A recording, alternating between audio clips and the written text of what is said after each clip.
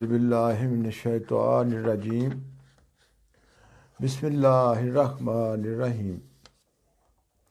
میرے بزرگوں، دوستوں، عزیزوں، ساتھیوں، السلام علیکم ورحمۃ اللہ وبرکاتہ۔ آج کا پروگرام ہمارا پہلا پروگرام ہے۔ میں امید کرتا ہوں کہ آپ کو یہ پسند آئے گا۔ ویسے تو یہ ہماری اور آپ کی پہلی ملاقات ہے، لیکن میں امید کرتا ہوں کہ یہ سلسلہ ہمیشہ ہی چلتا رہے گا۔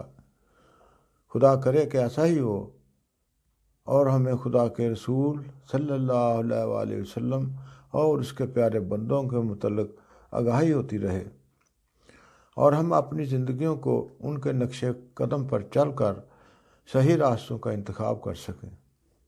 آمین۔ خدا کرے کہ ایسا ہی ہو۔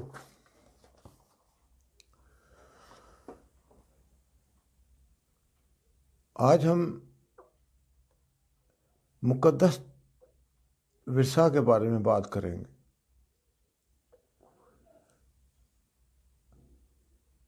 اور آج آپ کو ایسے واقعات سنا رہا ہوں جن کو پڑھ کر خدا تعالیٰ کی حکمت اور قدرت پر حیران ہو جاؤ گے کہ دونوں واقعات کس قدر ملتے جلتے ہیں۔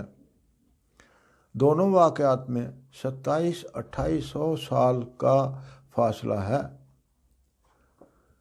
دونوں واقعات مکہ میں پیش آئے۔ دونوں میں اولاد کو ان کے باپ نے خدا کے حضور قربان کرنے کا فیصلہ کیا، اور حیرت کی بات ہے کہ دونوں بچوں نے بلا چونچرا خدا کے حضور قربان ہونا قبول کیا۔ انہوں نے کوئی احتجاج نہیں کیا۔ پہلا واقعہ حضرت اسماعیل علیہ السلام کا ہے، جن کو ان کے والد حضرت ابراہیم علیہ السلام ایک خواب کی بنا پر قربان کرنے کا ارادہ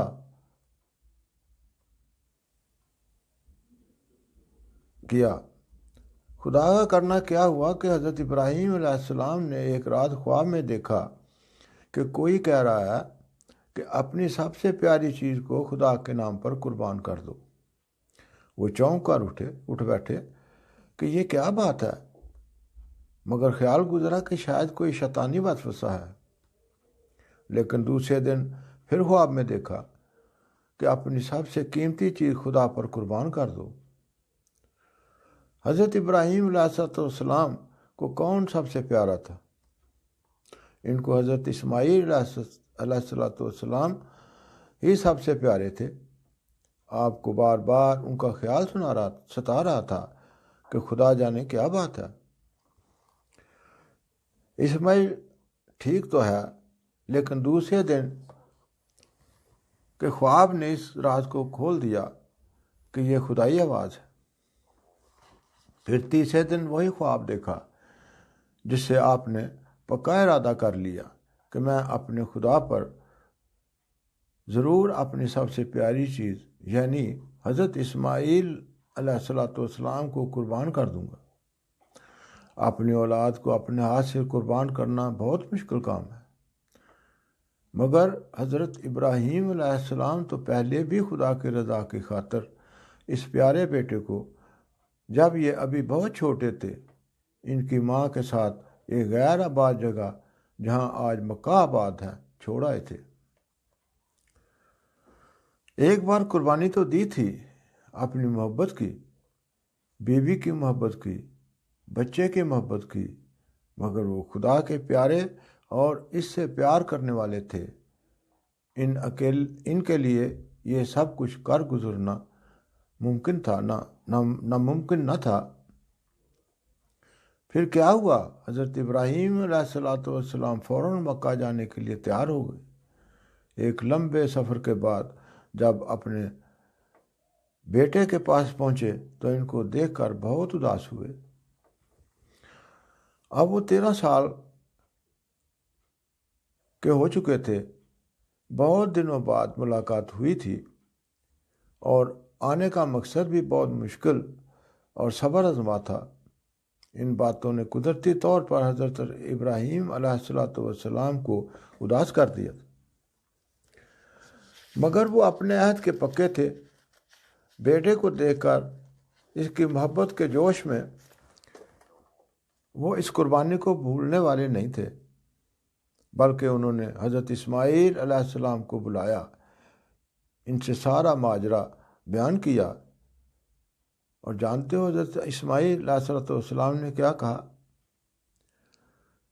انہوں نے جواب دیا کہ جس کام کا آپ کو حکم دیا گیا ہے اسے پورا کیجیے، انشاءاللہ آپ مجھے صبر کرنے والوں میں سے پائیں گے۔ کتنی حیرت کی بات ہے کہ اگر کوئی اور بچہ ہوتا تو خوف زدہ ہو جاتا یا بھاگ جاتا، یا پھر باپ پر ناراض ہوتا کہ پہلے مجھے اس ویرانے میں چھوڑا اور اب قربان کرنا چاہتے ہیں۔ مگر اس فرما بردار اور نیک فطر بچے نے کمال فدائیت سے جواب دیا کہ آپ اپنا خواب پورا کریں۔ پھر کیا ہوا؟ حضرت ابراہیم علیہ السلام ان کو لے کر ان پہاڑیوں کے درمیان پہنچے جہاں حضرت حاجرہ رضی اللہ تعالیٰ عنہ پانی کی تلاش میں 13 سال پہلے پریشان ہوئی تھی۔ ان پہاڑیوں میں مروہ کی پہاڑی پر بیٹے کو لٹایا۔ ایک روایت ہے کہ حضرت ابراہیم علیہ السلام منا سے گزر رہے تھے تو 3 مقامات پر آپ کو شیطان نظر آیا جو آپ کو اس قربانی سے روکنا چاہتا تھا، اور آپ ہر بار بیٹے کا ہاتھ پکڑے اس پر کنکریاں مارتے تو غائب ہو جاتا اور آپ چل پڑتے۔ یہ تینوں مقامات جن کو جمرات کہتے ہیں منا کے میدان میں ہیں، اور آج بھی حاجی ان مقامات پر 7 کنکریاں مارتے ہیں۔ جب حضرت ابراہیم علیہ السلام حضرت اسماعیل علیہ السلام کو لے کر مروہ کی پہاڑی پر پہنچے تو آپ نے ان کو زمین پر لٹا دیا، اور اس خدا کے پرستار بچے نے بڑی خوشی اور خاموشی سے خود کو ذبح ہونے کے لیے پیش کر دیا۔ ابھی آپ چھری پھیرنے ہی والے تھے کہ فرشتہ کی آواز آئی، بے شک آپ نے اپنا خواب سچا کر دکھایا اور خدا کے نزدیک صادق ٹھہرے۔ حضرت ابراہیم علیہ السلام ادھر ادھر دیکھنے لگے کہ کیسی آواز ہے، ابھی میں نے قربانی تو دی نہیں، خواب کیسے پورا ہوا؟ تو اسی فرشتہ نے کہا کہ ایک مینڈے کو اسماعیل علیہ السلام کی جگہ یعنی ان کے بدلے قربان کر دیں۔ حضرت ابراہیم علیہ السلام نے حضرت اسماعیل علیہ السلام کے بدلے اس جانور کو قربان کر دیا۔ کتنی عجیب بات ہے کہ باپ تو بہرحال خدا کے نبی تھے، وہ خدا کی خاطر قربانیاں دیتے رہے تھے۔ خدا اور اس کی عظمت، اس کی قدرت، اس کی محبت اور پیارے واقف تھے، مگر بچہ تو ابھی چھوٹا تھا۔ خدا اور اس کی عظمت، اس کی قدرت، اس کی محبت اور پیار سے واقف تھے، مگر بچہ تو ابھی چھوٹا تھا۔ وہ کیا جانے کہ یہ سب کیا ہے، مگر ایسا نہیں، اس بچہ کو خدا کی محبت ورثہ میں ملی تھی۔ اس میں قربانی کرنے کا جذبہ خدا کی خاطر اپنی ماں اور اپنے باپ سے آیا تھا۔ وہ چھوٹا ہونے کے باوجود جانتا تھا کہ خدا کے حضور سب کچھ قربان کر دینا ہی بڑی نیکی اور سعادت ہے۔ بس اس نے ایسا ہی کیا۔ لیکن خدا کبھی اپنے پیاروں کو بھولتا نہیں، بلکہ ان کی نشانیوں کو، ان کی قربانیوں کو جو اس کی خاطر کی جائیں زندہ رکھتا ہے۔ بعد میں آنے والے انسانوں کے لیے نمونہ کے طور پر کہ اے میرے بندو، میرے ایسے پیارے بھی گزرے ہیں لیکن میں نے ان کو ضائع نہیں کیا، بلکہ پہلے سے بھی زیادہ ان سے پیار کیا، پہلے سے زیادہ ان پر انعامات کی بارش کی، ان کے درجات کو بڑھایا اور اپنے پیاروں میں شامل کر لیا۔ خدا اپنے قول میں اپنے وعدے میں بڑا سچا ہے۔ اس نے حضرت اسماعیل علیہ السلام کی قربانی کو حقیقی رنگ میں آج بھی زندہ رکھا ہے۔ حج کے بعد عید الاضحیٰ کے دن لاکھوں کروڑوں جانور اسی قربانی کی یاد میں قربان کیے جاتے ہیں۔ ہر مسجد، ہر عیدگاہ سے حضرت اسماعیل علیہ السلام کی قربانی کا ذکر ہوتا ہے۔ ہر ایک جانتا ہے کہ یہ جانور کیوں قربان ہو رہے ہیں۔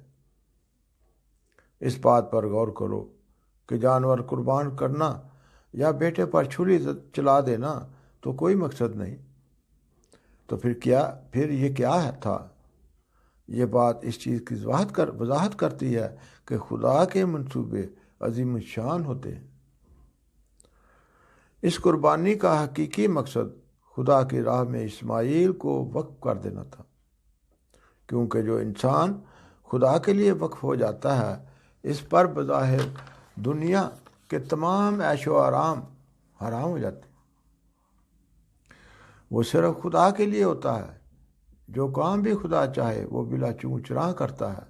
مگر بچوں، ایسے انسان کبھی دنیاوی نعمتوں سے بھی محروم نہیں رہتے، کیونکہ خدا خود ان کے آرام کا، ان کے رزق کا، ان کی خوشیوں کا انتظام کرتا ہے۔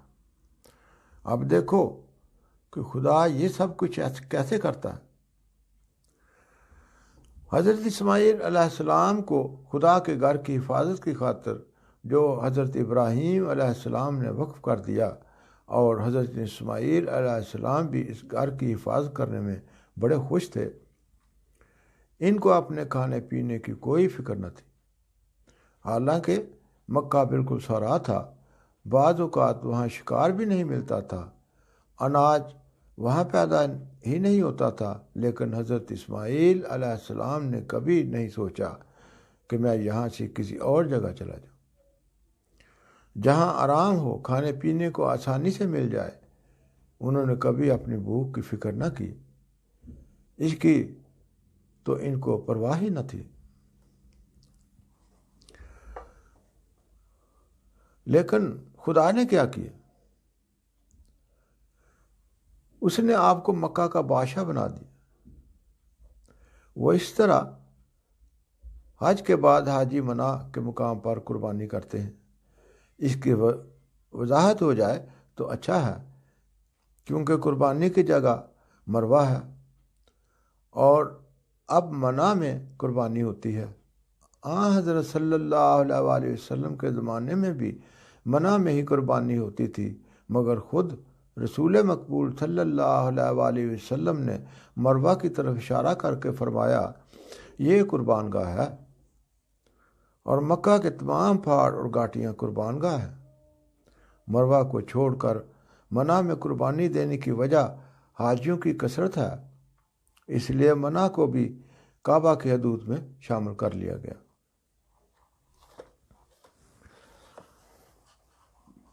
چاہے زمزم کے آپ مالک تھے، خانہ خدا کی ذمہ داری آپ پر تھی، اور جب قافلے پانی کے لیے حج کے لیے آتے، کعبہ کا طواف کرنے آتے، تو خوشی، محبت اور عقیدت سے حضرت اسماعیل علیہ السلام کو دور دور علاقوں کے پھل اور اناج تحفہ میں دیتے اور ان کے قبول کر لینے پر فخر کرتے۔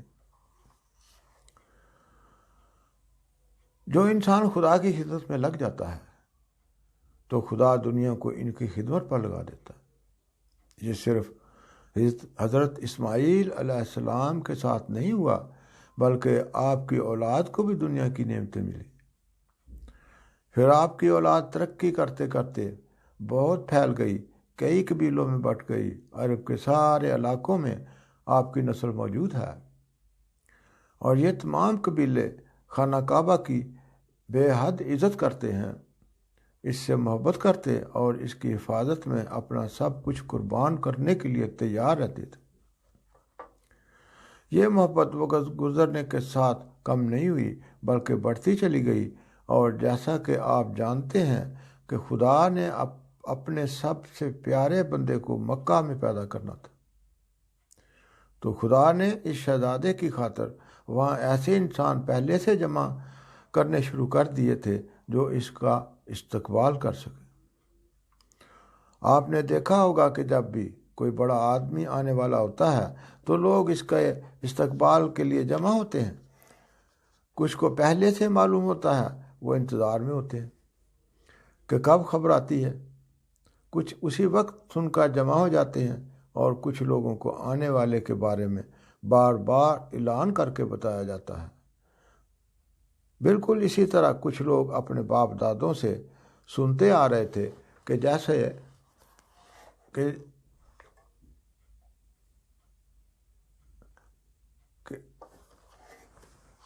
باقی دنیا کے لوگوں کو ہر زمانے میں آنے والے نبی نے بتایا کہ سنو میری امت کے لوگوں، مجھے ماننے والوں، ایک بہت عظیم اور مقدس انسان آنے والا ہے، اور اس کی نشانیاں بھی بتائیں۔